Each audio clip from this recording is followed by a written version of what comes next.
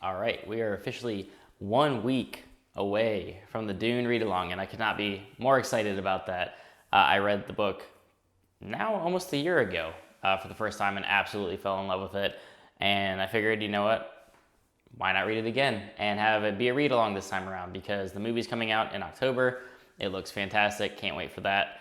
And this time I'm going to actually continue beyond just Dune and read all of Frank Herbert's books. So the first 6 Dune novels is the plan. So there will be channels up in Discord for all 3 parts to the book I'm talking about that I don't even have displayed, Dune. We already have, of course, a Dune channel in Discord, but I'm going to have a read-along channel set up and broken up into 3 parts. So parts 1, 2, and 3, because that's how the structure of the book is. I think the way that I'm going to structure this is the regular Dune channel will still be spoiler-free. Please tag your spoilers in that channel, but in each part channel that I have, so parts 1, 2, and 3 are going to be spoiler-filled, so people can just kind of talk freely about what they read as they read it. And then we could probably do like a full like Dune spoilers discussion channel. And then I'll continue this on beyond September. Feel free to join with the rest of the read along if you'd like. I am going to continue on with Dune Messiah, God Emperor, the rest of the 6 that exist.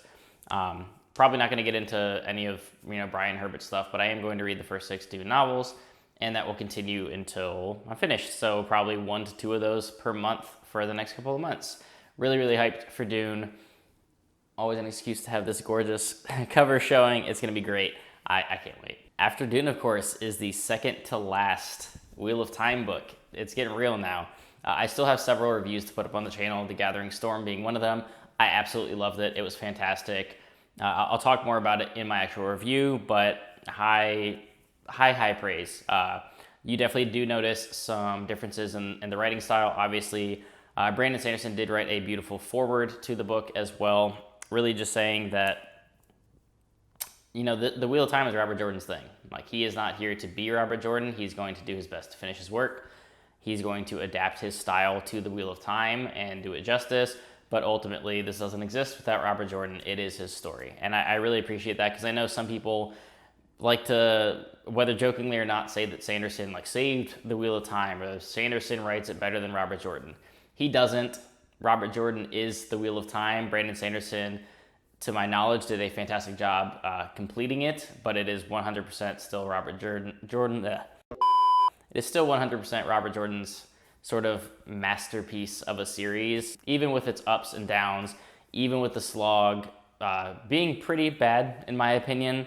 The overall just story, characters, magic, world building, everything about the Wheel of Time is so epic, and just the fact that it exists and there's so many stories to tell within it, and there's so many books.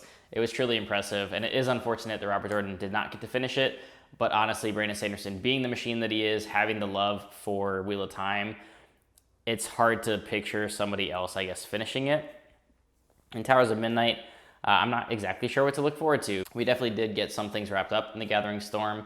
It was by far the best Rand and Egwene book that I have read in the entire series as far as their arcs are concerned. It was fantastic.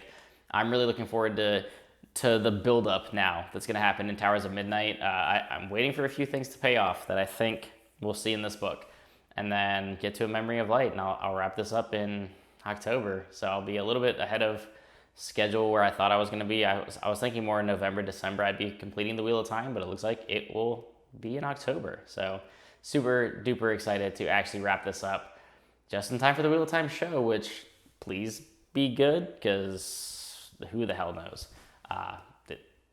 Who knows at this point? Next up, of course, is going to be A Time of Courage by John Gwynne. Now, I'm recording this in kind of a hectic week. Unfortunately, I'm not going to be able to make the live chat if we keep it as scheduled for A Time of Blood, but I do plan on joining for A Time of Courage. I haven't completed A Time of Blood yet. I've been insanely busy with work and having my kids home for going on 2 weeks now. So 1 and a 3-year-old at home while trying to work. Not a lot of time for reading and posting videos and doing all sorts of stuff. So I do intend on reading A Time of Blood. I still do hope that that's better than A Time of Dread, but I hear pretty much unanimously that this book is one of the best that Gwynn's written. And while overall the series is not as good or impactful as Faithful and the Fallen, it is still great. And A Time of Courage is supposed to be a fantastic novel. And it is also the longest of the trilogy. It's pretty chunky. I'm excited to get to it. We'll see how I feel after A Time of Blood. I'm anticipating, because of my experience with Gwyn from Malice to Valor and beyond, that A Time of Blood will fix a lot of the issues that I had with A Time of Dread, and by A Time of Courage, I will likely love the series.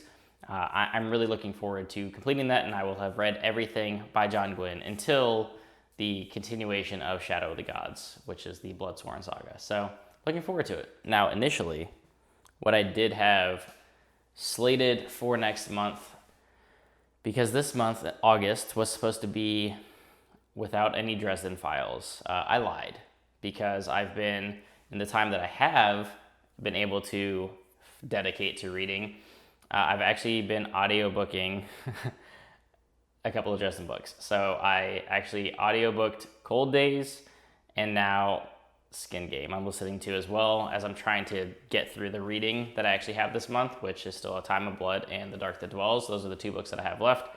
Not sure I'll make it in time for the end of August, but we'll see how it goes. So, since those two Dresden books, because I'm listening to them, I can kind of just do things while I can get through them a lot faster. It's easier than sitting down and reading a book when you have kids around or you're doing, working, doing things. I can listen to a book pretty often. So, I'm going to get through those. And you know what? Why not just wrap up what is left currently of the Dresden Files? So, next month, September, I will be wrapping up what is left of the current Dresden Files books, which I believe is now 18 books, 17. Yeah, there is still briefcases and side jobs. I will get through them. I'm not in a hurry to read all of them. I've read Aftermath, and then I'll read a couple of the side stories that everyone swears I need to read before Peace Talks. I'll look into it. But since they're basically one book and they were split into two because it would have been too long, I guess. I don't know what the publishing reason was. I'm going to read these back to back at the end of next month. So Peace Talks, I don't hear too many great things about, but Battleground is either the book that kills the series for people, which is interesting. I don't think that's going to happen with me, or it's one of the best of the series. So I'm leaning towards thinking that it will be one of the best that I've read.